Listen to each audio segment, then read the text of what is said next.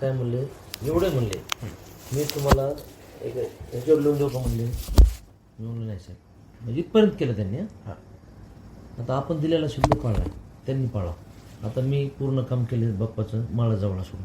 माळाजवळच बी कसं जे तुतारी म्हणलं त्याला तुतारीन, जे करण्यासारखं आहे त्याला कमळ. ते विलयतले माझ्या गावात 100-200 मतं जास्त होतील, कोणाला ताईला. ते बी करून घेणं गरजेचं होतं मला.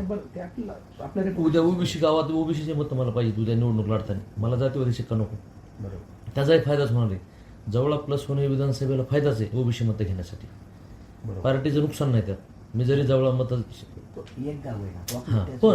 पण बाकी 376 बूथवरली सगळी यंत्रणा मी बाप्पाला देऊन टाकली होती. हे बी तितकंच खरं. प्रामाणिक दिली ह्यावेळेस. म्हणजे मी माझ्या आयुष्यात पंकजा मुंडेला पहिल्यांदा धोका दिला.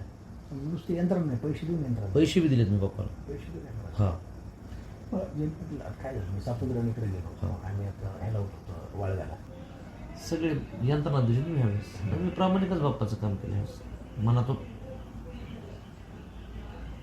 काय झालं बरं का, म्हणजे ह्या वातावरणामुळे तर नाही, मी आधीच ठरलं होतं बाप्पाचं काम करायचं. 4-5 महिने आधीच ठरलं होतं.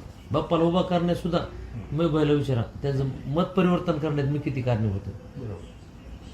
म्हणजे सगळ्या प्रक्रियेत मी बाप्पासोबत रात्र थांबलो मुंबईत. हे हरामखोर लय खालच्या पातळीवर. कोण? धन्यानवाला. अरे लय माय घालीत, म्हणून तर त्यांच्या बरोबर यायचे ना आपल्याला. त्यांना खेटून आपण काही विषय नाही.